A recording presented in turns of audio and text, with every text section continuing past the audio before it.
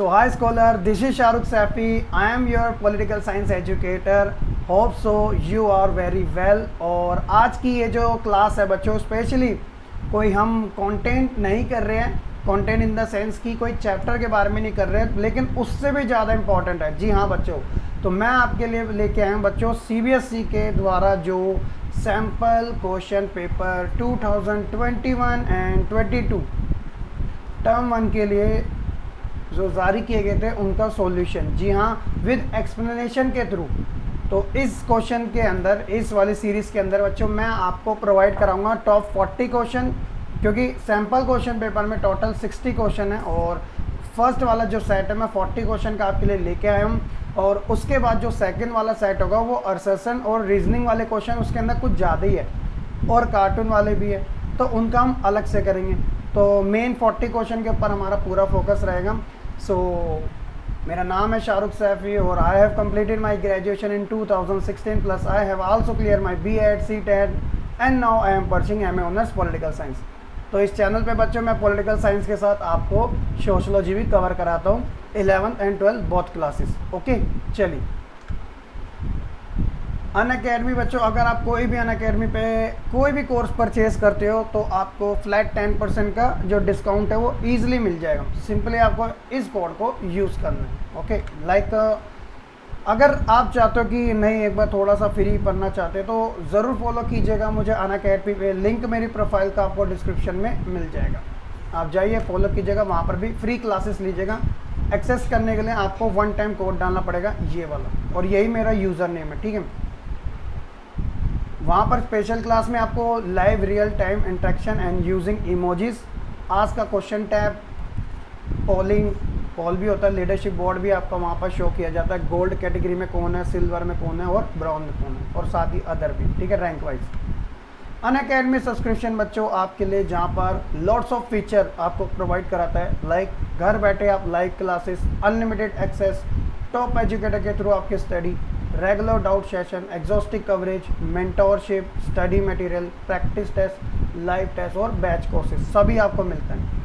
अगर प्राइसिंग की बात करें तो बच्चों अफोर्डेबल है, कोई भी प्लान लीजिएगा, लाइक आप 12 मंथ का लेते हैं तो पर मंथ की उसकी फ़ीस होती है आपकी 1250, तो इसमें से भी 10% आप लेस कर सकते हो ओवरऑल, ठीक है। चलिए, उसी तरह बच्चों आइकॉनिक में आपको घर बैठे लाइव क्लासेस 1-to-1 सेशन, मतलब विदाउट, मतलब सिंगल स्टडी होती है ना, जी हम उसमें लाइव आपके doubt solving, weekly report, parents connectivity, जी हाँ आपके पेरेंट्स भी आपके साथ कनेक्ट रहेंगे, स्टडी प्लान, ऑल बेनिफिट आपको इसमें मिलते हैं। और प्राइसिंग की बात की जाए तो ये सब आपके सामने है, और 10% जो डिस्काउंट है वो यहाँ पर भी एप्लीकेबल है, तो आप 1 टाइम ज़रूर कीजिएगा। ओके, सो ये एक बेसिक्स इंफॉर्मेशन थी। और अब बात करते हैं बच्चों आपके CBSE सैम्पल पेपर के बारे में, जो कि टर्म 1 के लिए जारी किए गए हैं। Not only political science, even other subject के भी, जो आपके अदर एजुकेटर हैं इस चैनल पे उन्होंने ऑप्स होकर आपको करवाया भी होगा, बट यहाँ पर मैं आपको CBSE sample paper political science का करवा रहा हूँ फुल सॉल्यूशन के साथ। जी हाँ, क्योंकि अभी हम A सेट के अंदर 40 क्वेश्चन और B सेट के अंदर 20 क्वेश्चन, तो टोटल 60 क्वेश्चन कवर कर रहे हैं। ओके, तो ये सारा का सारा आपका न्यू, आप फर्स्ट ऐसे स्टूडेंट्स हो जो कि ऐसा एग्ज़ाम दोगे आपकी बार, इससे पहले अब तक किसी भी बच्चों ने नहीं दिया, तो ये टर्म वाइज बहुत अच्छा है आपके लिए अपॉर्चुनिटी, तो आप ग्रैब कीजिएगा, ठीक है। चलिए, तो शुरुआत करें अपने फर्स्ट क्वेश्चन के साथ। एक बार मैं एक चीज़ देख लेता हूँ, जस्ट अ मिनट्स। ओके, ठीक है, तो देखिए बच्चों फर्स्ट क्वेश्चन आपकी स्क्रीन पर है, ये रहा। तो माफ़ कीजिएगा, सबसे पहले एक इंस्ट्रक्शन आप जरूर देख लीजिएगा, विदाउट इंस्ट्रक्शन आप पेपर को मत कीजिएगा, एक बार पढ़ लीजिएगा आराम से, तो क्वेश्चन तो आप आराम से कर ही लोगे, लेकिन ये इंस्ट्रक्शन अगर आप भूल गए तो ध्यान रखना। A, B और C 3 सेक्शन में आपका पेपर डिवाइडेड होगा। A सेक्शन में 24 क्वेश्चन होंगे, आपको करने हैं 20, करेक्ट। B सेक्शन में सेम क्वेश्चन होंगे 24 और आपको करने हैं 20। C सेक्शन में ओनली 12 क्वेश्चन है, लेकिन आपको 10 करने हैं, तो 20, 20, 20 कितने हो गए 50, मैक्सिमम 40। तो यार ये 10 मार्क्स, तो IA इंटरनल असाइनमेंट, इसके बिहाफ पर आपका ओवरऑल जज किया जाएगा। And one more thing, all question are carry equal marks and there is a no negative marking. तो एमसीक्यू वाले में समटाइम क्या होता है, जो कंपटीशन के एग्जाम होते हैं उसमें नेगेटिव मार्किंग होती है, 4 क्वेश्चन गलत करने पे 1 नंबर कट हो जाता है, माइनस हो जाता है, बट इसमें there is a no negative marking. ठीक है, आराम से आप 40 नंबर का पेपर अटैम्प्ट कीजिएगा, 1.5 90 मिनट्स आपको मिलेंगे टर्म 1। ठीक है, ऑफलाइन मोड में होगा एग्जाम, कोई ऑनलाइन नहीं होगा। बच्चे कुछ सोचते हैं स्कूल में ही होगा, बट डिफरेंट इसकी जो टीचर आएंगे ना वो बाहर से आएंगे, जो टीचर आएंगे बाहर से आएंगे, स्कूल के नहीं होंगे। तो ये आपका ओवरऑल सेक्शन है, होप्स हो कि आप अच्छे से इस इंस्ट्रक्शन को अच्छे से फॉलो भी करोगे और अच्छे से समझ भी जाओगे। और एक चीज़ और याद रखना, एग्ज़ाम में 1 2 3 अगर 4 सर्कल आते हैं, option A B C D, आपको लगता है ऑप्शन डी करेक्ट है, बट आपने हल्का सा जल्दीबाजी में ए पे इतना सा सर्कल थोड़ा सा उसे फिल कर दिया, बट आपको रियलाइज़ हुआ नहीं ये तो गलत हो गया, फिर आपने डी को पूरा सर्कल कर दिया, तो बच्चों ये माइनस मतलब गलत नंबर होगा। आपने बेशक पूरा सर्कल किया, इसे कट कर दिया, फ्लूट लगा दी वगैरह जो भी है, डजेंट मैटर, बट ये टाइप्स के अंदर आता है, रूल को आपने फॉलो नहीं किया तो इस वजह से वो नंबर कट हो गया। तो ए बी सी डी में से आपको एक ही पे ही गोला करना है, दूसरे पे कोई काम नहीं अगर वो नहीं है तो ध्यान रखना। ठीक है, ये एरर किसी से ही बच्चे से नहीं होना चाहिए, वरना काले पीले आता नंबर भी कट हो जाएगा। ठीक है, बहुत इंपॉर्टेंट चीज़ है, बच्चे अक्सर गलती कर देते हैं। तो शुरुआत करते हैं अपने फर्स्ट क्वेश्चन के साथ। देखिए आपकी स्क्रीन पर है कि newly independent countries got an option to stay away from an alliances since the time was created. तो आप जानते हैं न्यू इंडिपेंडेंट कंट्रीज कौन थी, स्पेशली अमेरिका, और माफ़ कीजिएगा लैटिन अमेरिका, एशिया, अफ्रीका। नई नई आज़ाद हुई थी। ठीक है, इनके सामने ऑप्शन था कि जो अलायंसेस है, जो सुपर पावर्स है, उनके पास ना जाए, उनके पास ना जाया जाए, तो उन्होंने अपने लिए क्या क्रिएट किया था। ऑप्शन है आपके सामने नाटो, सेंटो, वारसा या फिर नेम। तो भैया एग्ज़ाम में जब ये क्वेश्चन आएगा तो स्पेशली ये 3rd कंट्रीज़ के बारे में बात हो रही है, न्यू इंडिपेंडेंट, स्पेशली मैंने आपको बता दिया इन कॉन्टिनेंट से रिलेटेड थी, भारत भी उनमें से एक था। ठीक है, India is one of the part of new independent country after 47 India को भी फ्रीडम मिली थी ब्रिटिश से। तो जब भी आएगा तो नाटो तो भैया यूएसए था, उसको रिप्रेजेंट कर रहा था। वारसा जो था ये जो बना था 1949 में बना था, वारसा जो था बच्चों वो 1955 में, इसी को देख के हुआ था ये, तो इसको यूएसएसआर कर रहा था रिप्रेजेंट।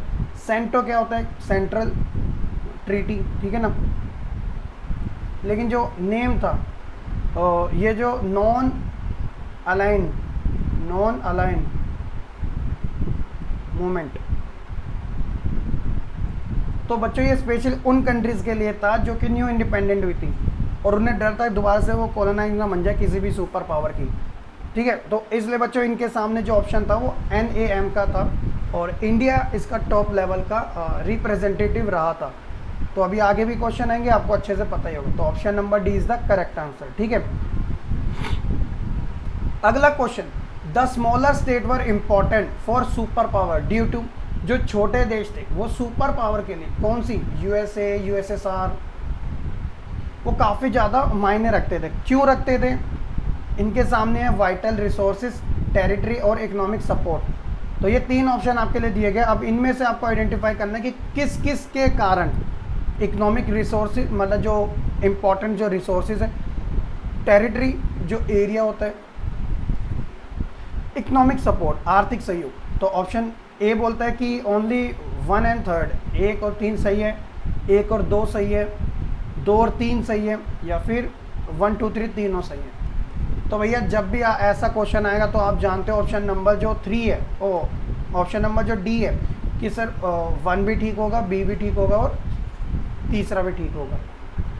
तो भैया बड़े जो कंट्रीज़ थी सुपर पावर, उनको रिसोर्सेज, टेरिटरी और इकोनॉमिक्स के सपोर्ट मिलता था और उससे जो स्मॉल कंट्री थी उन्हें भी सपोर्ट मिलता था, क्योंकि उन्हें एड मिलती थी, एड मतलब प्रोटेक्शन, और साथ ही क्रेडिट मिलता था, पैसा, क्योंकि भैया वो उनके यहाँ पर आ रहे, तो दोनों के लिए ना विन विन सिचुएशन थी। तो ये इंपॉर्टेंट क्वेश्चन है महाशक्तियों वाला। ठीक है, option D is the correct answer. Next question है कि अब ये आपका न्यू एडेड टॉपिक है, न्यू एडिड टॉपिक है भैया। अब ये न्यू एडिड टॉपिक है तो गारंटीड है कि फुल चांस है कि 100% ये एग्ज़ाम में आएगा, who appoints the vice chairperson of NITI आयोग। तो नीति आयोग के चेयरपर्सन को कौन अपॉइंट करता है?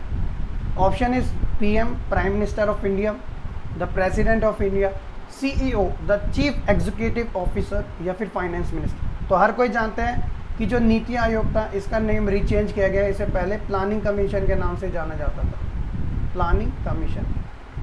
भैया स्टार्टिंग से ना जो प्राइम मिनिस्टर है वो इसका वाइस चेयरमैन रहा है, मतलब माफ़ कीजिएगा अपॉइंट करता है, क्योंकि जो चेयरमैन है वो भी प्राइम मिनिस्टर ही है और सारा का सारा उसी के काम से होता है। तो वाइस चेयरमैन भी प्राइम मिनिस्टर ही चूज़ करता है, अपॉइंट करता है। समटाइम बच्चे प्रेसिडेंट पे लगा देते हैं क्योंकि उन्हें लगता है कि प्रेसिडेंट बहुत ऐसे सारे काम करता है, बट यहाँ पे जो कंट्रोल है बच्चों पीएम के पास होता है, NITI Aayog. Option number A is the correct answer. ठीक है, अगला question, which among the following stated about Soviet संघ इज नॉट ट्रू। तो इसमें से एक स्टेटमेंट जो है वो रॉन्ग है सोवियत संघ के बारे में। तो ऑप्शन है आपके सामने, ए बोलता है कि जो सोवियत यूनियन है हैड कॉम्प्लेक्स कम्युनिकेशन, उनके बीच में जो कम्युनिकेशन था वो काफ़ी कॉम्प्लेक्स था। It had a complex machinery production system and transport sector that considered it remote area with the efficiency. It had a domestic consumer industry that produced everything from pin to car, मतलब छोटी से लेकर बड़ी। Soviet union disintegrated इन 1992। तो बताइए क्या है? तो देखिए बच्चों, ऊपर के जो तीनों बिल्कुल सही है, 1, 2 एंड 3, बट जो डिसइंटीग्रेटेड यानी कि डिक्लाइनेशन की बात हो रही है उसके अंत की, तो सोवियत यूनियन जो ढह गया था वो 1991 में, ठीक है ना। 1992 वाला गलत है, 1 में था। तो ऑप्शन नंबर गलत आपको पहचाना, तो सो सिंपल है, कॉम्प्लेक्स कम्युनिकेशन था, प्रोडक्शन भी था वहाँ पे, छोटी से बड़ी चीज़ों का प्रोड्यूस करता था, तो इस वजह से तीनों। तो ऑप्शन डी इसका पार्ट नहीं है। ओके, चलिए नेक्स्ट क्वेश्चन काफ़ी इजी है कि dash policy has been adopted by NITI Aayog. फिर से एक न्यू टॉपिक से क्वेश्चन पूछा गया, न्यू टॉपिक से। ऑप्शन देखिए, make in India, made in India, startup India, या फिर आयुष्मान भारत। अक्सर बच्चे कंफ्यूज होते हैं मेक इन इंडिया और made in India. Make in India का मतलब है कि भारत में बने, भारत में आके बनाओ। मेड इन इंडिया की भारत में ही वो चीज़ बनी है। लाइक आईफोन है एक बच्चों, तो उसे मेक इन इंडिया का मतलब है कि आप सारे अपने पार्ट सॉफ्टवेयर सब यहाँ लाए और यहीं पर बनाएं, तो ये मेक इन इंडिया हो गया। मेड इन इंडिया होता है कि जैसे कि भैया कोई एक ब्रांड बता दो, अमूल, तो अमूल क्या है? मेड इन इंडिया, भारत का ही एक ब्रांड है। तो एक बाहर से आके बनाओ और एक खुद भारत में बनना, तो बहुत डिफरेंट है। अक्सर बच्चे इनमें कंफ्यूज होते हैं। तो नीति आयोग ने किस पॉलिसी को एक्सेप्ट किया था भैया? Make in India. जो भी चीज़ होगी इन्वेस्टर सब यहाँ बनाओगे, अपने वहाँ से नहीं। तो इससे क्या होगा? एम्प्लॉयमेंट यहाँ के लोगों को मिलेगा। समझ रहे हो? जैसे ओप्पो वीवो ने मेक इन इंडिया में पार्टिसिपेट कर रखा है, तो उनके जो मोबाइल बनते हैं इंडिया में बनते हैं। नोएडा आप चले जाना अगर रहते हो, तो वहाँ पर इंडस्ट्री है, तो इंडियंस को वहाँ पे वर्क मिलता है, काम मिलता है, जॉब मिलती है, और इंडिया का सर्कुलेशन सही चलता रहता है। सो ये पॉलिसी थी नीति आयोग के द्वारा जो अडॉप्ट की गई थी। क्लियर? चलिए नेक्स्ट क्वेश्चन देखिए। Who were the 3 leader? इनमें से आपको 3 लीडर के नाम बनाने। Floated the idea of name. Name means non alignment movement. कोई 3 नेता के नाम बताने लीडर्स के जिन्होंने गुट निरपेक्ष आंदोलन की नींव रखी थी, मतलब इसको शुरुआत करने का निर्णय लिया था। तो तीनों के कॉम्बिनेशन दिए जाएंगे, आपको आइडेंटिफाई करना है कि वो 3 करेक्ट कौन थे स्टार्टिंग के। नेहरू, टीटो, नासिर, नेहरू, सुकर्णो, शाह, नेहरू एनकुरमा या फिर शाह, नेहरू, शाह या टीटो। बताइए, अब कंफ्यूजन वाला इतना सारा आया। 3 टॉप लीडर के बारे में पूछा है, तो जब 3 टॉप लीडर के बारे में पूछा जाएगा तो बच्चों नेहरू, टीटो और नासिर, ये टॉप 3 लीडर थे। ठीक है, और याद रखना, ये देखिए नेहरू, टीटो और नासिर ये टॉप लीडर थे। Nehru first prime minister of India, okay. Tito Yugoslavia, Nasser Egypt से, गमाल अब्दुल नासिर पूरा नाम है, ठीक है ना। Marshal Tito, Jawaharlal Nehru. Sukarno ये इन्होंने बाद में सपोर्ट किया था, जो कि इंडोनेशिया के थे। उसी तरह एनकुरमा जो कि घाना से, घाना कहाँ पर है बच्चों? अफ्रीका में, ये घाना अफ्रीका में है, तो इन्होंने बाद में सपोर्ट किया था। तो टॉप 3 लीडर का नाम आपसे पूछा जाएगा। तो देख लिए, इतनी छोटी छोटी चीज़ें से आपको पता लगेगा कि कितना ज़्यादा इंपॉर्टेंस है और कितना डीप स्टडी करना पड़ेगी हमें, मतलब समझना पड़ेगा। ठीक है, जल्दीबाजी में आंसर नहीं दीजिएगा। ओके, नेक्स्ट क्वेश्चन, ये थोड़ा मुझे लगता है करंट टॉपिक से है, करंट टॉपिक से इम्पॉर्टेंट है, फुल चांसेस आ सकता है कि where did Pakistan conduct its nuclear test. तो भैया पाकिस्तान ने अपने न्यूक्लियर जो टेस्ट है वो कहाँ पे कंडक्ट करे? पतगई हिल्स में, चंगाई में, नागा में या कारगिल में? कारगिल सभी बच्चे जानते हैं, जम्मू कश्मीर सारा नाम। लेकिन जब पाकिस्तान की बात आएगी तो बच्चों इसने ऑप्शन नंबर जो आपका बी है ना, चगाई हिल्स, यहाँ पे अपना टेस्ट किया था। जब इंडिया की बात आती है तो इंडिया ने 1974 में पोखरान में अपना किया था, पोखरान। ठीक है, और पोखरान कहाँ है? राजस्थान, और ये सफल था, मतलब सक्सेस मिली थी इसमें। उसी तरह लगातार 1998 में 5 न्यूक्लियर टेस्ट भी किए थे और ये सारे के सारे पास थे, मतलब सक्सेसफुल हुए थे। ये भी आप ध्यान रखना। Chapter number 4 India foreign policy, उसमें से आपसे ये पूछे जा सकते हैं, याद रखना। Okay, option number B is the correct answer, Chagai hills. Next, which was the biggest challenge? इनमें से एक कोई चैलेंज था बहुत बड़ा before the newly independent India, मतलब जब इंडिया आज़ाद होने वाला था उससे पहले ही। तो ऑप्शन इज नेशनल इंटीग्रेशन, मतलब राष्ट्रीय एकीकरण, लोगों को एकजुट रखना, औद्योगिकरण, इंडस्ट्रियलाइजेशन, पॉपुलेशन, जनसंख्या, अनएम्प्लॉयमेंट, बेरोजगारी। तो जब भारत आज़ाद होने वाला था तो भारत के सामने एक बहुत बड़ा चैलेंजेस था, वो क्या था वो आपको बताना है। तो देखिए, आप जानते हो कि इंडिया को जब आज़ादी मिली तो वो एक हमारे लिए हैप्पी डे था, बट बुरा दिन ये भी था क्योंकि उस दिन पार्टीशन भी हो गया था। तो सबसे बड़ा जो चैलेंजेस था वो था नेशनल इंटीग्रेशन, लोगों का एकीकरण, लोगों को एकजुट रखना। तो ये बहुत बड़ा चैलेंज था। वो तो आगे की बात है कि इंडस्ट्रियलाइजेशन आया था, एम्प्लॉयमेंट थी, लेकिन जो चैलेंज था वो तो लोगों को एकजुट रखना था। जब लोग ही एकजुट नहीं रहेंगे तो क्या फ़ायदा? ठीक है, तो बहुत बड़ा था। Option A is the correct answer of question number 8। Clear? चलिए, ऐसे ऐसे क्वेश्चन आ रहे, ईजी तो है, कोई बड़ी बात नहीं। नेक्स्ट क्वेश्चन है कि which of these statement about non alignment movement is incorrect. तो इनमें से कोई एक स्टेटमेंट है जो कि नॉन अलाइनमेंट मूवमेंट के बारे में इनकरेक्ट है, उसी को आपको आइडेंटिफाई करना। देखिए, फर्स्ट इज, और एक चीज़ याद रखना, ये NCERT वाला क्वेश्चन है, एक्सरसाइज के पीछे होते हैं ना चैप्टर। जी हाँ, बिल्कुल सही पकड़े हो। ऑप्शन है कि enabling newly decolonise countries to pursue independent policy, जो नई आज़ाद कंट्री थी उनके लिए। Refusal to joining and military alliance, कि जो हथियार के होड़ थी उनको ज्वाइन ना करना, रिफ्यूज़ कर देना, down. Following a policy of neutrally on global issue. तो भैया जो जब भी कोई ग्लोबल इशू आएगा उसमें हम न्यूट्रल रहेंगे, पॉलिसी को अपनाएंगे। Focusing on elimination of global economic inequality, तो जो भी ग्लोबल आर्थिक यानी वैश्विक आर्थिक असमानता है उसके ऊपर हम फोकस रखेंगे। तो भैया क्या है इसमें से गलत? तो देखिए, जब भी ऐसा आएगा तो वो है कि following a policy of neutrality on global issue. तो इंडिया नहीं चाहता थी कि हम नॉन अलाइनमेंट मूवमेंट के अगर सदस्य है, पार्ट है और अदर कंट्री भी है, तो ग्लोबल इशू आएंगे हम उस पर न्यूट्रलिटी बनाए रखेंगे, अलगाववाद बनाए रखेंगे, अलग रहेंगे। तो ऐसा नहीं चलेगा। हम इवन सपोर्ट करेंगे कि यार ये जो कोल्ड वार है ना ये थम जाए, रुक जाए, और इंडिया ने किया भी है।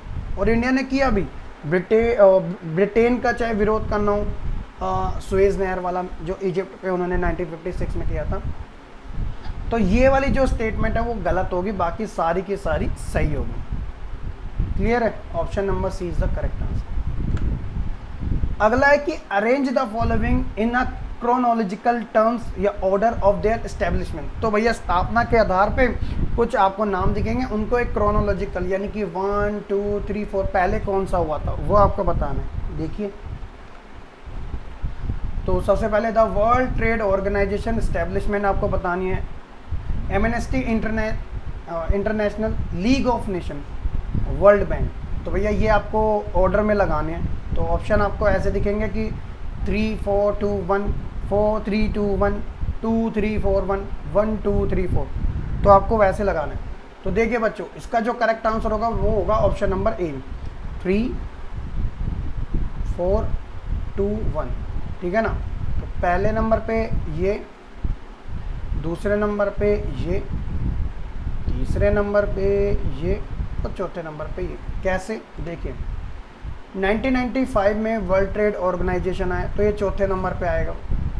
एमनेस्टी इंटरनेशनल की जो स्थापना हुई थी 1961 में हुई थी, तो ये तीसरे नंबर पे आएगा। लीग ऑफ नेशन 1920 में बना था after first world war, second नहीं, फर्स्ट सेकेंड के बाद तो वो बना था यूएनओ, लेकिन लीग ऑफ नेशन वो फर्स्ट वर्ल्ड वॉर के बाद बना। वर्ल्ड बैंक की जो स्थापना थी वो कब हुई थी, ये फर्स्ट नंबर पे आएगा, माफ़ कीजिएगा, वो 1944 में हुई थी, तो ये सेकेंड नंबर पे। तो ऑर्डर देखिए कुछ ऐसा बन रहा है जो जहाँ पर है, तो तीसरे नंबर पे पहला आया, चौथे नंबर पे दूसरा आया, दूसरे नंबर पे तीसरा है, पहले नंबर पे चौथा, तो ये ऐसा ऑर्डर होगा, ध्यान रखें। एमनेस्टी जो इंटरनेशनल है वो एक एनजीओ टाइप की संस्था है, ठीक है ना, तो ध्यान रखना। अगला क्वेश्चन, क्वेश्चन नंबर 11 है बच्चे की, which of the following is concern with the safe and peaceful use of nuclear technology under the UN system. तो इनमें से एक है जो कि यूएनओ के अंडर में एक पीसफुल तरीके से टेक्नोलॉजी है, न्यूक्लियर टेक्नोलॉजी है, ठीक है, वही आपको बतानी है।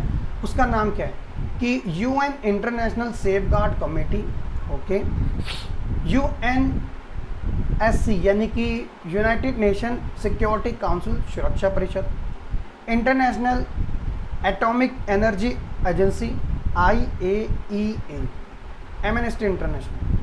तो भैया सेफ गार्ड वाली बतानी है, तो ध्यान रखना बच्चे, यूएन इस पे लगा देते हैं, बी वाला होगा, बट वो गलत होगी। तो peaceful use for nuclear technology के लिए तो वो इंटरनेशनल एटॉमिक एनर्जी एजेंसी आएगा। ऑप्शन नंबर सी इसका करेक्ट आंसर होगा, IAEA। इसकी फुल फॉर्म भी आपसे पूछी जाती है, इसकी फुल फॉर्म भी आपसे पूछी जाती है, ठीक है, चलिए बहुत बढ़िया।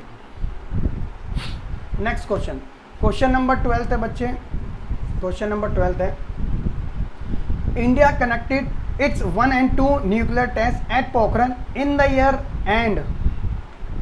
आपको दोनों बताने किस साल और कब कब, पहला टेस्ट कब हुआ, दूसरा कब हुआ। अभी मैंने आपको बता देता हूँ, ऑप्शन आपके सामने ये 1978 में फर्स्ट हुआ, ये सेकंड हुआ, ये फर्स्ट हुआ, ये सेकंड, ये फर्स्ट, ये सेकंड, ये फर्स्ट, तो ऐसे आपको बताएं। तो भैया जो बच्चा पढ़ के जाएगा उसे तो पता है कि 1974 में दोनों ही पोखरान में हुए थे, ये फर्स्ट हुआ था, और 1998 में सेकंड हुआ था। तो कहाँ पर है ये ऑप्शन, सी में, तो क्या करेक्ट होगा, ऑप्शन सी। सो सिंपल है। पोखरान कहाँ पे है, राजस्थान में, बढ़िया। अगला question, the Arab spring did not transit which of the following country. तो कहाँ तक नहीं फैला था अरब स्प्रिंग, न्यू टॉपिक है, करके जाना पड़ेगा आपको, आ सकता है एग्जाम में, पूरे चांसेस हैं। टूनीशिया, लीबिया, ईरान या यमन। तो भैया टूनीशिया तो हो नहीं सकता क्योंकि शुरुआत ही यहीं से हुई थी, स्टार्टिंग ही यहाँ से हुई थी, और ये टूनीशिया नॉर्थ अफ्रीका का पार्ट है, नॉर्थ अफ्रीका का पार्ट है। लीबिया भी था, यमन भी था, ईरान नहीं था, ईरान इसका पार्ट नहीं था, ठीक है ना, ध्यान रखना। इराक के जो बगल में है ना ईरान, जी हाँ। ऑप्शन सी जो है मुश्किल हो सकता है बच्चों को समझना, बट डोंट वरी, मैं तो आपको इस चैनल पे भी कराऊंगा नए टॉपिक, डोंट वरी, ओके।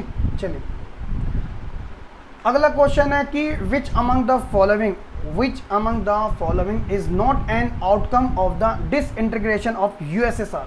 इनमें से एक आपको बताना है जो कि परिणाम नहीं है सोवियत संघ के विघटन का, सोवियत संघ के डिक्लाइनेशन का, डिसइंटीग्रेशन का, बिखराव का। End of the ideological war between the US and USSR। आप जानते हो कि भैया जब USSR ढह गया था तो जो आइडियोलॉजिकल वार जो था, कोल्ड वार, डेड हो गया था, मर गया था। चलिए, बर्थ ऑफ CIS मतलब कॉमनवेल्थ इंडिपेंडेंट स्टेट, इनका जन्म हुआ था, राष्ट्रकुल बिल्कुल हुआ था। Change in balance of power in the world order. तो भैया जो पावर्स थी उसके अंदर चेंज आया था, अब जो बायोपोलर था एंड हो गया था, यूनिपोलर रह गया था, जो कि USA था, United state of America. Crisis in middle east, तो ये तो अरब से रिलेटेड है ना, अरब स्प्रिंग से।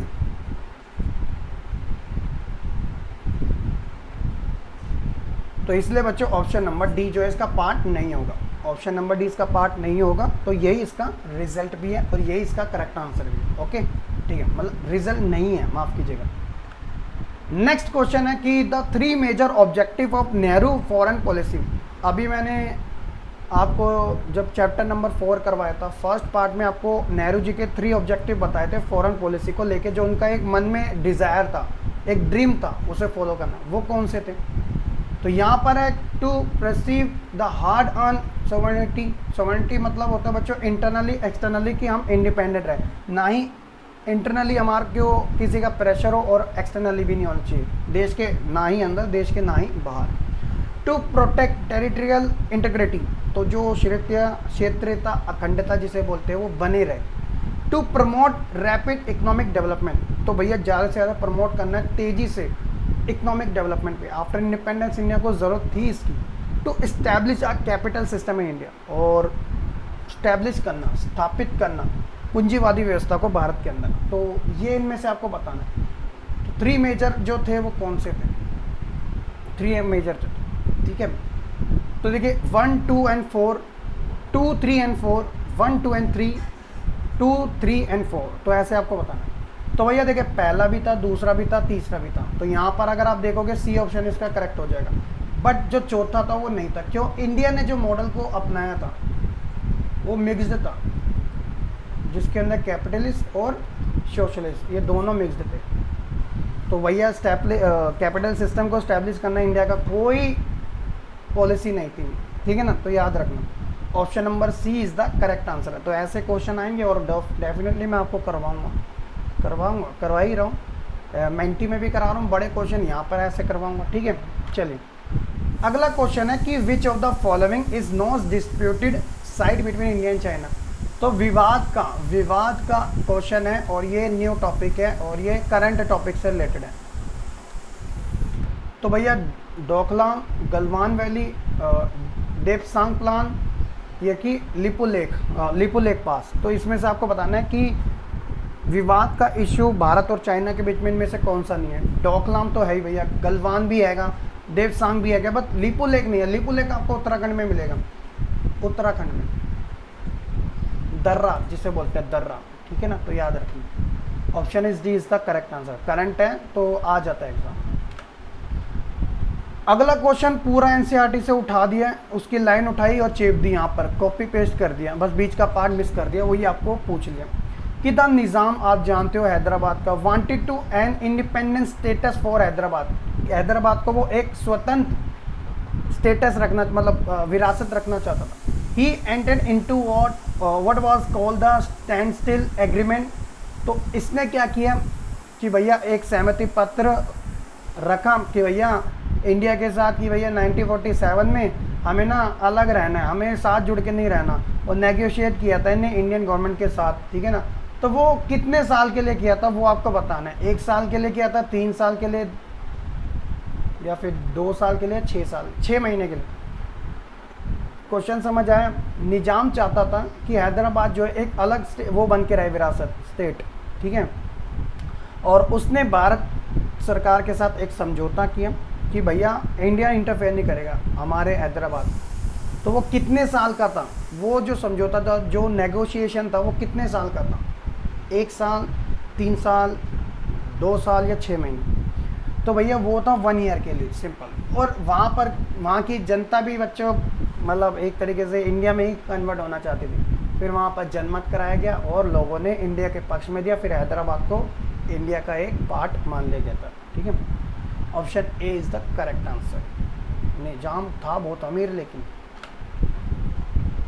अगला क्वेश्चन है the foreign policy of a country is outcome of her economic policy. This remark were made by Indira Gandhi, Jawaharlal Nehru, Morarji Desai, Charan Singh. तो ये किसने कहा था? The foreign policy of a country is outcome of a economic policy. तो ऐसे क्वेश्चन भी आएंगे स्टेटमेंट वाले कि किसने कहा था ये चीज़। तो भैया ये जो चीज़ थी वो हमारे जवाहरलाल नेहरू ने कही थी। फॉरेन पॉलिसी को लेकर वही तो सबसे अग्रसर थे, सबसे आगे लीड कर रहे थे, तो याद रखो यार।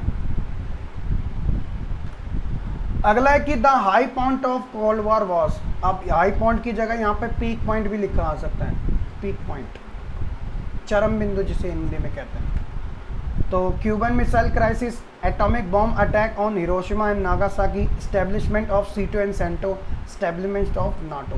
तो सो सिंपल है बच्चों, आप जानते हो 1962 में क्यूबन क्राइसिस हुआ था, जब ऐसा लगा था कि अब ये जो कोल्ड वार है,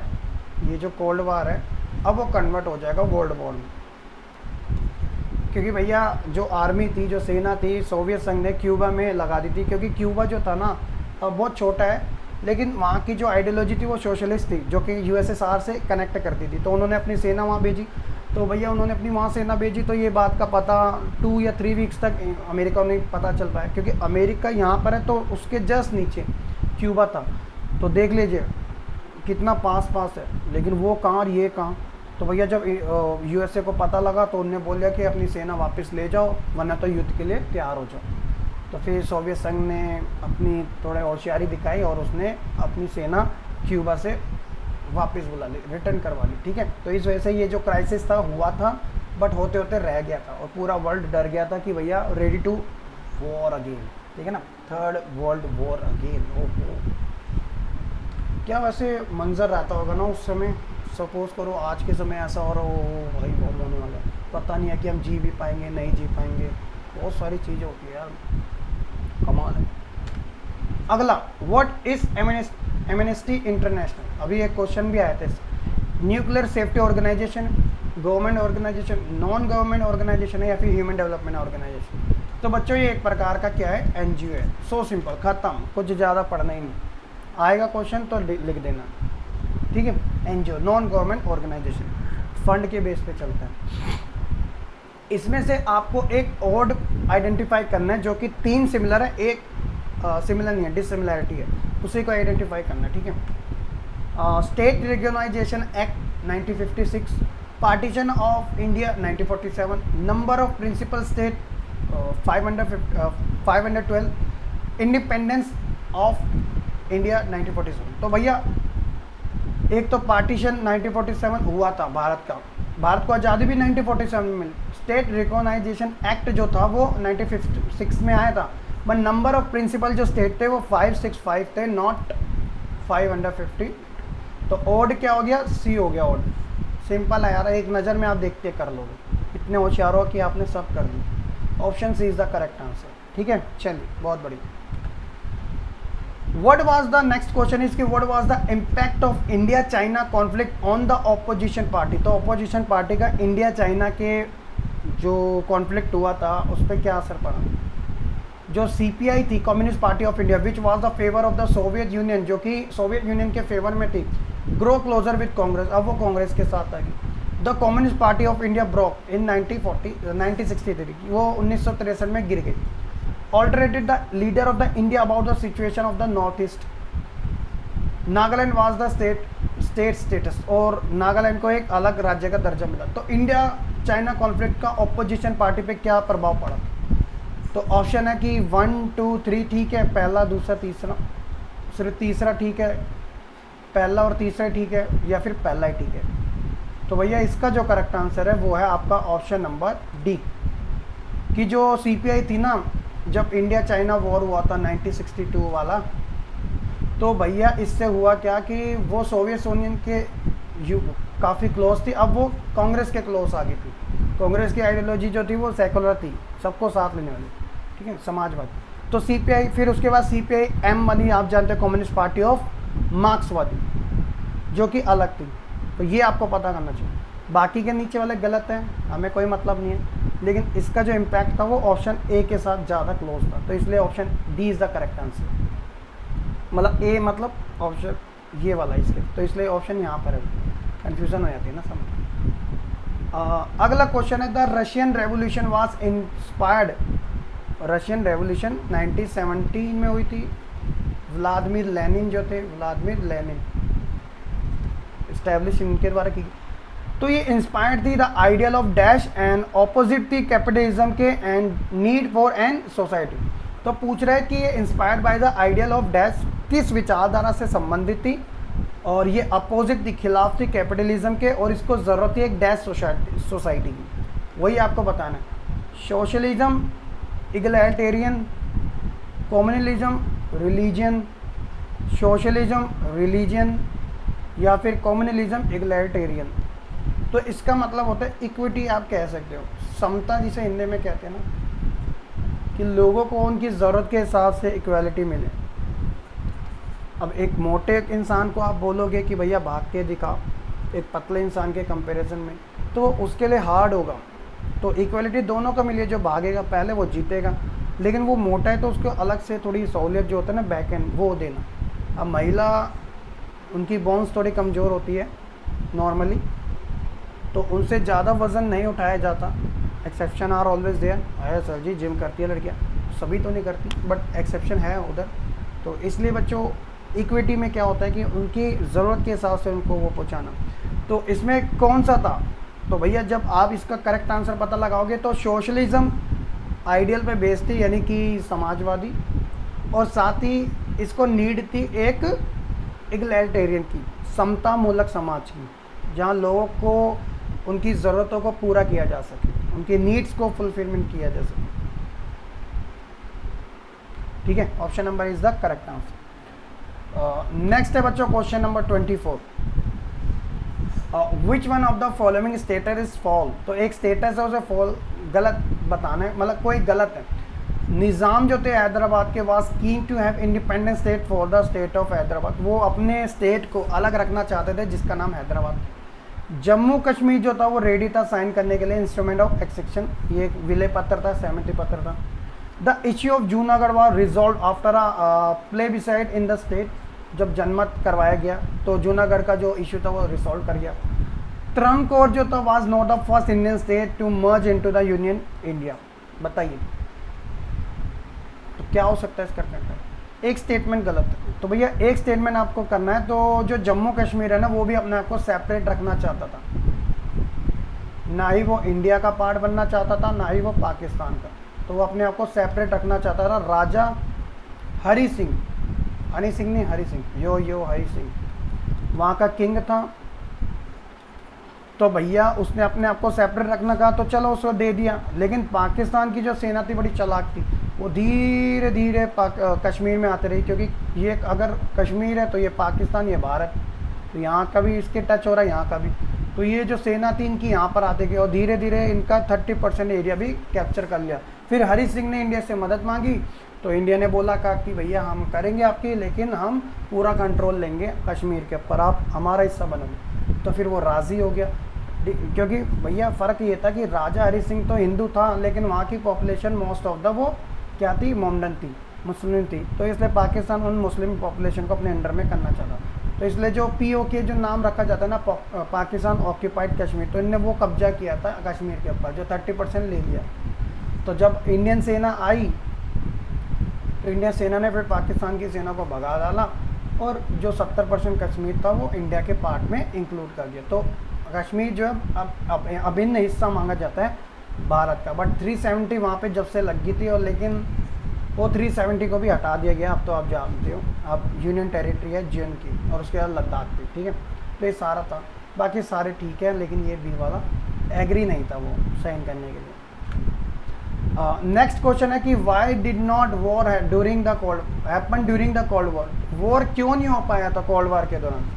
due to theory of deterrence, due to name non alignment movement, Cuban missile crisis, और एक्टिव इन्वॉल्वमेंट ऑफ UN।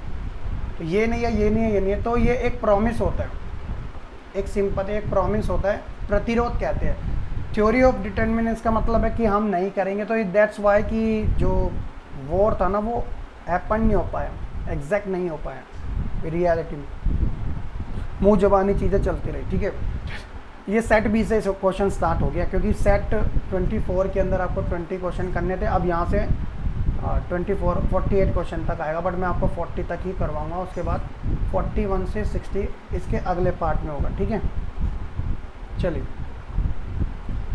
तो देखिए बच्चों, इसका तो आंसर A है।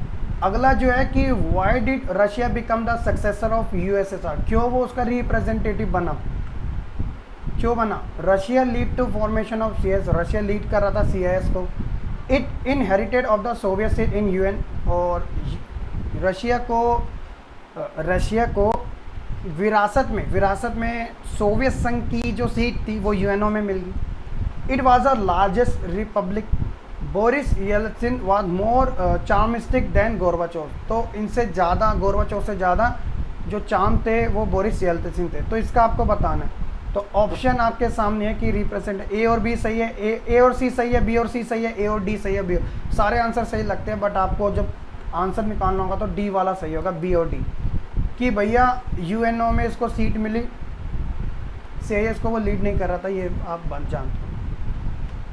सी inherited the Soviet seat in the UNO, बिल्कुल। और बोरिस येल्त्सिन जो थे वो चार्मिस्टिक थे than Gorbachev. It was the large republic, ये बात बिल्कुल सही है, बट उसका जो मेन रीज़न माना गया था, दो ऑप्शन हमें चूज़ करने हैं ना, दो ऑप्शन चूज़ करने हैं। तो भैया अगर बी को सी के साथ करेंगे तो भैया डी वाला भी तो सही है। तो जो थोड़ा ज़्यादा वाले को प्रेफरेंस देनी है, ज़्यादा वाले को, ठीक है। तो ऑप्शन नंबर डी इसका करेक्ट आंसर होगा। नेक्स्ट है कि scenes the Nagpur session, Nagpur अधिवेशन ऑफ द कांग्रेस इन 1920 में हुआ था, तो प्लानिंग एंड कमीशन वाले में से this principle was accepted that the recognise of the state would be a linguistic basis. तो despite this the leader were against it after independence, because तो लिंग्विस्टिक आधार पर राज्यों का, मतलब भाषा के आधार पर राज्यों का डिवाइडेशन होगा, तो कुछ लीडर इसके अगेंस्ट थे। Just because of thing change after independent participation might lead to disruption of disintegration to adopt a mixed economy to adopt a plan commission। तो भैया इसका करेक्ट आंसर जो आपको चूज़ करना पड़ेगा वो स्टेटमेंट से करना पड़ेगा, यानी कि 1 2 सही है, 2 या 4 सही है, 3 या 4 सही है, 1 और 2 सही है। तो करेक्ट आंसर इसका ऑप्शन सी होगा। ओनली जो ये जो है ना रीज़न, उससे कोई मतलब नहीं। थिंग चेंज, क्योंकि स्वतंत्रता के बाद बच्चों, ये तो 1920 में हुआ था, लेकिन स्वतंत्रता के बाद आप जानते हो इंडिपेंडेंस, आज़ादी मिली और ऊपर से पार्टीशन हुआ, might lead to disruption and disintegration, और हम बंटवारा भी हुआ था हमारा, ये आप जानते हो। लेकिन मिक्स इकोनॉमी को अपनाना और प्लान कमीशन, ये कोई ऐसा प्लान नहीं था। तो ऑप्शन सी इसका करेक्ट होगा इसमें, ठीक है। नेक्स्ट क्वेश्चन, अगला जो क्वेश्चन है कि year after of and cold war the central Asian Republic have not resign the global availability of opportunity. तो Y? backdrop of Soviet influence, authoritarian in the countries, US involvement, traditionally isolated nature of the countries। तो year after जब and हो गया cold war का, जो central Asian जो republics थे उन्होंने फिर भी साथ नहीं छोड़ा था। और क्यों? तो भैया ऑथोरिटेरियन जो कंट्री थी ना, सत्तावादी राज्य, सत्तावादी जो देश थे उसके अंदर वो मिले हुए थे, तो दैट्स वाई उन्होंने वो चीज़ें नहीं करी। तो ऑप्शन नंबर जो बी है ना, इसका करेक्ट आंसर होगा। मिडल ईस्ट वाली बात हो रही है। नेक्स्ट है बच्चे क्वेश्चन नंबर आपका, एक minute,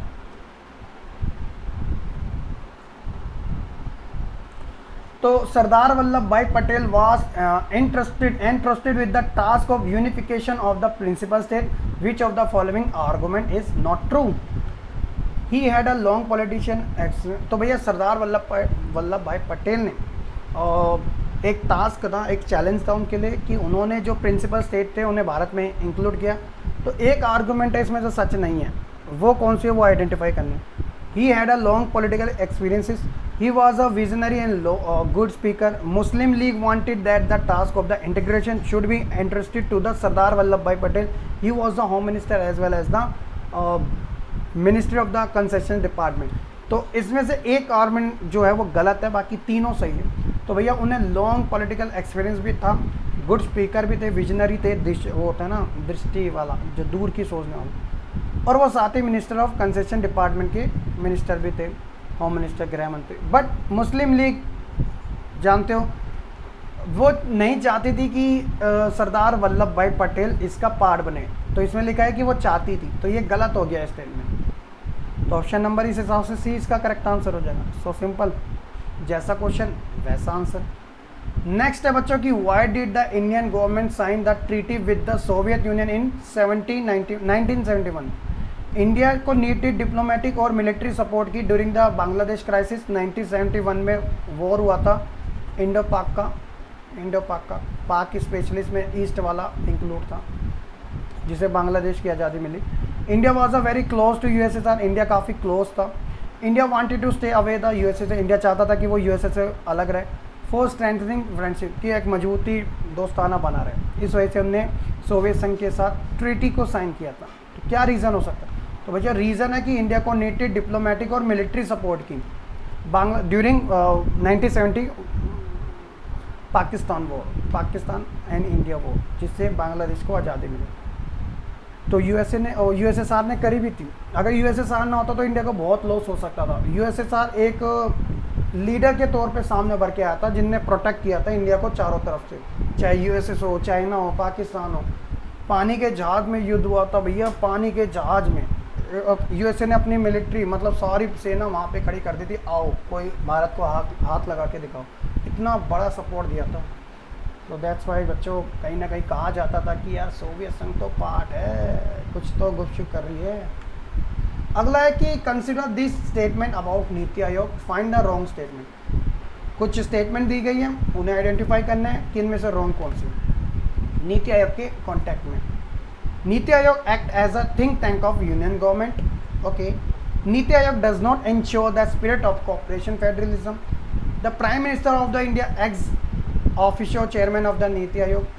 doctor Rajiv Kumar is the current vice chairman of NITI आयोग।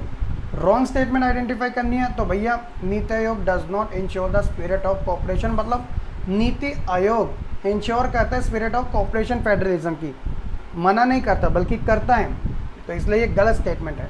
बाकी वाइस चेयरमैन एक्स ये सीईओ को चूज़ करना, ये सारा चीज़ें बिल्कुल करेक्ट है। न्यू टॉपिक है, कर लेना।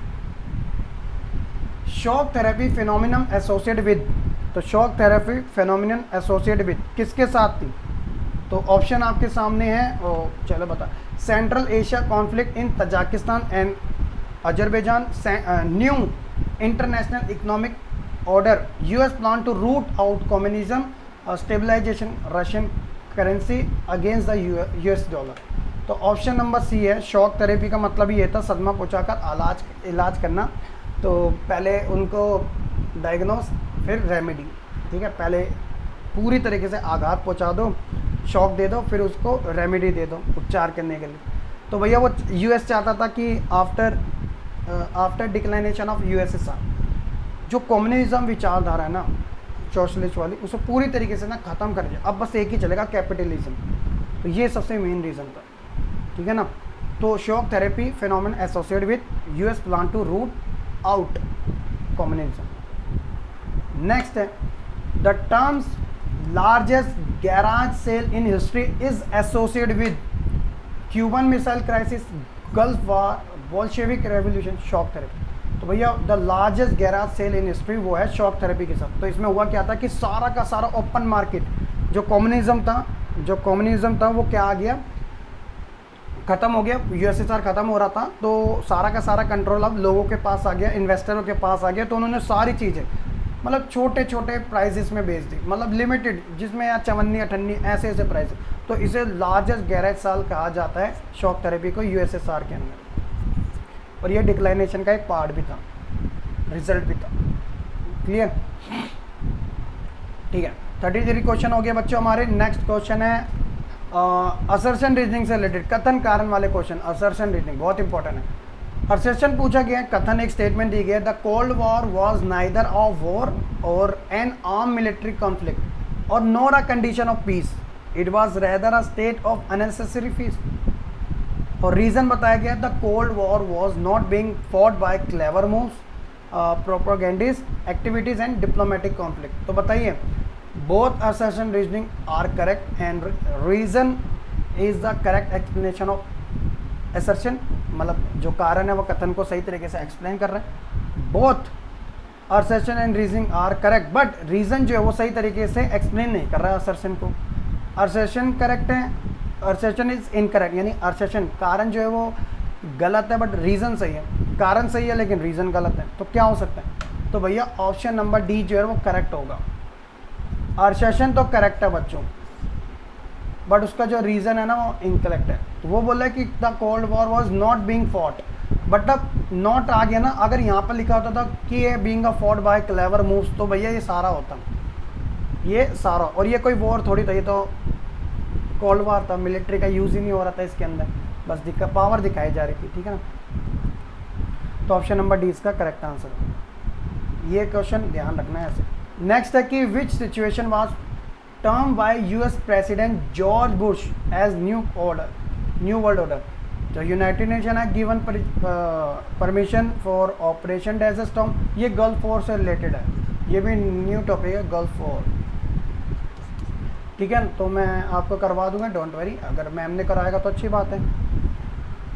The United Nation had given permission की ऑपरेशन डेजर्ट स्टॉर्म आप कर सकते हो इराक के खिलाफ। The United Nation had given permission की आप इराकी फ्रीडम चला सकते हो।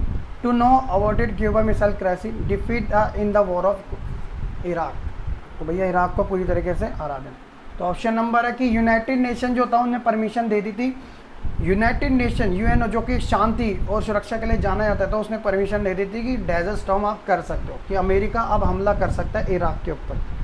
बताओ यार, बड़ी बात थी, ठीक है ना। तो न्यू वर्ल्ड ऑर्डर इसमें जाना जाता है ये सिचुएशन, बहुत बड़ी बात थी। नेक्स्ट है कि result of Arab Spring war, क्या परिणाम था। Autocrat, dictatorship, socialist system, post cold war, capitalist system. तो भैया ऑटोक्रैक डिक्टेटरशिप ये क्या था, अरब स्प्रिंग वॉर का रिजल्ट निकला था, तभी तो लोगों ने आवाज़ उठाई थी, वॉइस अपनी राइज की थी, वॉइस राइज की थी। Option is the correct answer.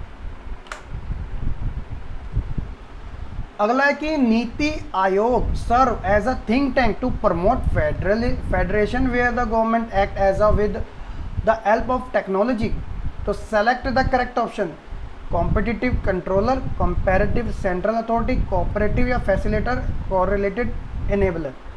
तो भैया नीति आयोग सर्व करती है थिंक टैंक, बिल्कुल। अब promote to federation where the government act as a help of technology, जहाँ पे गवर्नमेंट हेल्प करती है टेक्नोलॉजी के दम पर। तो वो कौन कौन से हैं, तो भैया वो है आपका, एक है कोऑपरेटिव सहयोग के आधार पर और दूसरा है फैसिलिटेटर सुविधा के आधार पर, ठीक है। तो ये दो ऑप्शन आपको याद रखनी है। तो ऑप्शन सी इसका करेक्ट आंसर है।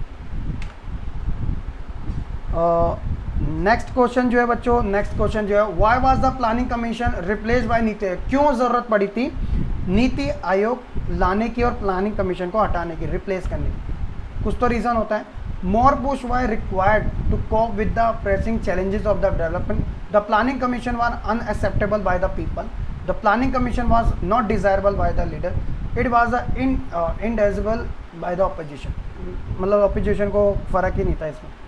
तो भैया ऑप्शन जब ए आएगा ना, मोर पुश रिक्वायर्ड, तो भैया ज़रूरत थी अब ज़्यादा से ज़्यादा इनको करने की, चैलेंजेस को फेस करने की, डेवलपमेंट की। तो इस वजह से प्लानिंग कमीशन का नाम रीचेंज कर दिया गया। कब किया गया था, 2015 में। किन के द्वारा, मोदी जी के द्वारा, और वही उनके क्या है, चेयरमैन, और शुरुआत से ही पीएम रहा है चेयरमैन, चाहे वो जवाहरलाल नेहरू क्यों ना हो 1950 में प्लानिंग कमीशन के तहत, और 2015 में मोदी क्यों ना हो, ठीक है। चलिए, बहुत बढ़िया। तो सेकंड लास्ट क्वेश्चन है कि given the contemporary reality of the world, how can the UN play a more important role. तो कंटेम्प्रेरी रियलिटी के इस विश्व के अंदर, वर्ल्ड के अंदर, कि यूएन जो है कैसे इंपॉर्टेंट रोल प्ले कर सकते हैं, by being more assertive about human rights violation and calling for change, by letting the regional power to take change, by including US China to resolve dispute, by being protective and sending peacekeep forces to resolve territorial dispute। तो भैया by being more assertive about human right violation, क्योंकि वो उसी के लिए काम करता है, और calling for change, अगर किसी के साथ होता है, किसी के आधार पर होता है, तो उसे उठाना ज़रूरी है स्टेप। तो UN जो है वो इम्पॉर्टेंट रोल प्ले कर सकता है। तो ऑप्शन नंबर आपका, ऑप्शन नंबर ए जो है इसका करेक्ट आंसर होगा, ठीक है। तो ध्यान रखना। चलिए नेक्स्ट बात करते हैं क्वेश्चन नंबर 14 की, कि असर्शन पूछा गया in 1949 North Atlantic Treaty Organisation was an association of 12 state which declare the armed attack on any of them Europe or North American would be regretted at the attack of the all of them। तो अर्सेशन कथन बोल रहा है कि 1949 में north Atlantic Treaty organisation जो था उसकी इस्टेब्लिशमेंट हुई थी, जिसमें 12 स्टेट इंक्लूडेड थे, और इसमें यह डिक्लेयर किया गया था कि इन 12 में से किसी भी देश के साथ अटैक होता है तो वो अटैक अपने ऊपर लोग मानेंगे। अमेरिका उसको रिप्रेजेंट कर रहा था। कारण दिया गया कि each state would be oblige to help to other, और कारण दिया गया था कि हर एक स्टेट एक दूसरे की मदद भी करेगा इस चीज़ में। तो क्या हो सकता है, असर्शन रीज़न करेक्ट है और रीज़न असर्शन का एक्सप्लेनेशन भी सही दे रहा है। असर्शन रीज़न करेक्ट है बट रीज़न जो है असर्शन का सही एक्सप्लेनेशन नहीं दे रहा। असर्शन सही है, रीज़न गलत है। असर्शन सही है और नहीं, असर्शन गलत है सी ऑप्शन में और रीज़न सही है। असर्शन सही है डी ऑप्शन में बट रीज़न गलत है। ठीक है, बताइए। तो भैया ऑप्शन नंबर जो डी है वो बिल्कुल इसका करेक्ट आंसर है। ऑप्शन नंबर डी जो है इसका करेक्ट आंसर है। एक मिनट,